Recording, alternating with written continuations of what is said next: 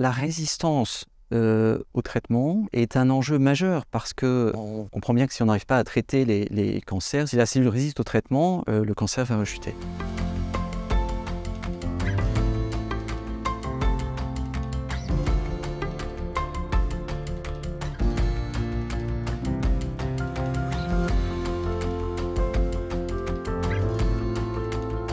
Dans la grande majorité des cas, ce ne sont pas des résistances primaires, ce sont des résistances comportementales de la cellule. La cellule va échapper au traitement parce qu'elle va se nicher quelque part, à l'abri des traitements, ou alors elle ne va pas se diviser, et donc comme elle ne se divise pas, elle sera moins sensible au traitement. Vous voyez, c'est des mécanismes indirects finalement de résistance. Il faut dire même qu'on ne sait aujourd'hui pas complètement comment les traitements marchent in vivo. C'est-à-dire on sait comment ça marche dans une boîte, dans une cellule en culture, mais au fond, dans un environnement qui n'est pas le même, chez l'individu, les concentrations d'oxygène ne sont pas les mêmes, les cellules environnantes ne sont pas les mêmes, il y a un système immunitaire, il y a tout un environnement de la cellule tumorale en général qui fait que probablement les mécanismes de résistance ne sont pas les mêmes in vivo et parce qu'on peut étudier au laboratoire dans un tube à essai.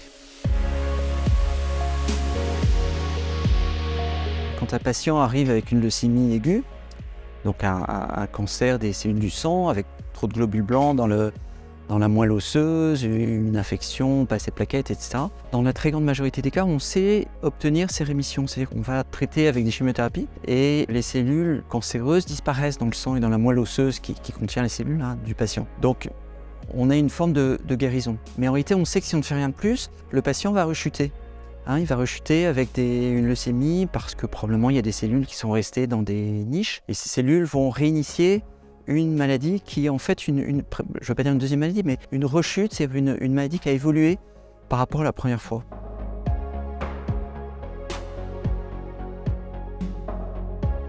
Tout le propos du projet, c'est d'essayer de comprendre quelle est la différence entre cette deuxième maladie, cette rechute, et la maladie initiale. Alors c'est très important parce que on pourrait se dire qu'au fond il suffit de retraiter avec les mêmes traitements la deuxième maladie, la rechute, mais ça n'est pas le cas. On sait qu'à ce moment-là, cette leucémie en rechute devient de mauvais pronostics, on ne sait pas bien la traiter. Et donc tout le projet qui est soutenu par la FRM, c'est de comprendre quelle est la différence entre cette première leucémie au diagnostic et cette deuxième leucémie qui découle de la première à la rechute.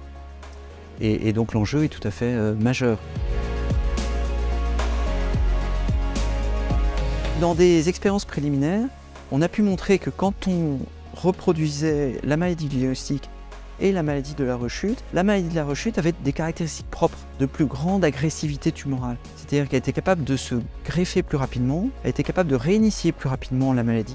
Les cellules poussaient plus vite et les cellules résistaient au traitement. Donc c'est ce qu'on est en train d'explorer et ce qui est soutenu par le projet et la FRM, c'est de comparer très très finement les cellules du diagnostic et les cellules de la rechute en conditions le plus real life possible, le plus vrai possible, avec donc une dimension in vivo également, et de regarder quelles sont les caractéristiques de cette leucémie en rechute, qu'est-ce qui aboutit à avoir cette résistance secondaire. Et alors c'est en cours, bien entendu, mais on a quand même des très fortes indications pour penser que c'est largement lié au métabolisme. Les cellules ne respirent pas de la même façon, elles n'utilisent pas les mêmes voies biochimiques du métabolisme, et c'est évidemment ce sur quoi on travaille.